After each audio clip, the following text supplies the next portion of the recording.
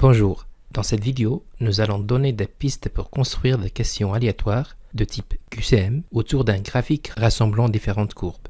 Nous explorons pour cet objectif deux commandes très importantes dans MapleMobius, la commande switch et la commande int. La commande switch du paquetage MapleTA renvoie le nème élément d'un ensemble. La première position correspond à n égale 0, la deuxième à n égale 1, etc. Dans cet exemple, le n égale 2 renvoie le troisième élément, dans ce cas, le mot jaune.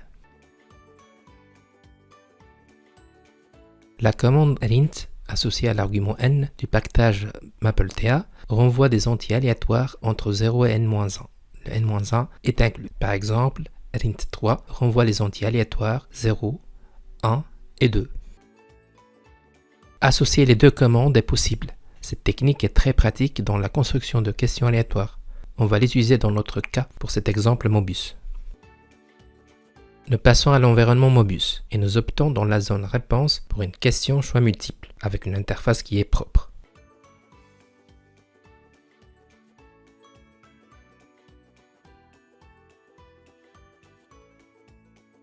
Dans la zone de création de questions Mobius, un nom sera donné à la question. Dans la zone de rédaction de texte, mettre les noms de variables, ici $type et $plot, et compléter les choix. Ici, on a opté pour 5 choix, courbe A, courbe B, courbe C, courbe D et aucune.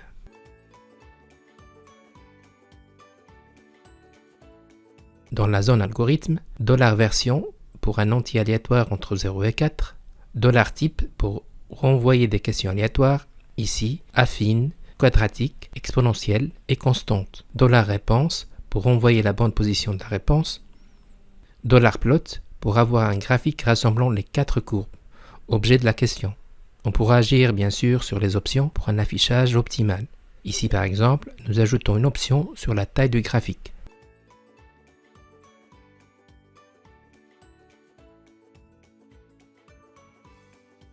Rafraîchir l'algorithme pour tester le code et voir sa dimension aléatoire.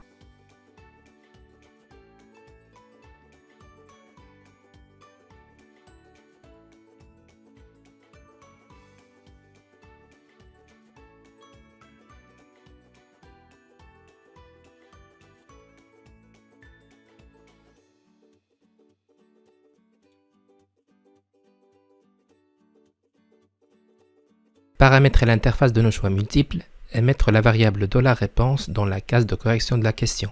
À partir de ce moment-là, le moteur de calcul Maple se charge de compréhension de la réponse de l'apprenant.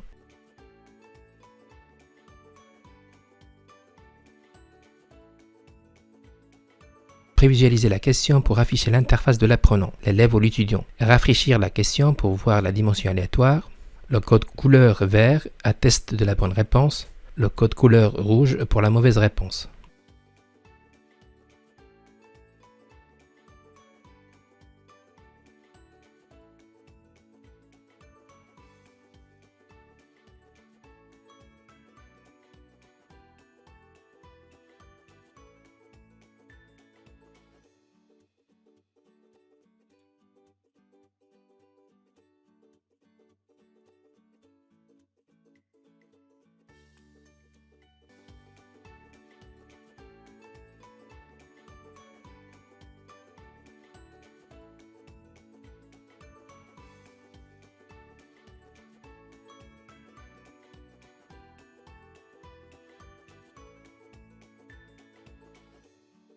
Voilà pour cette vidéo.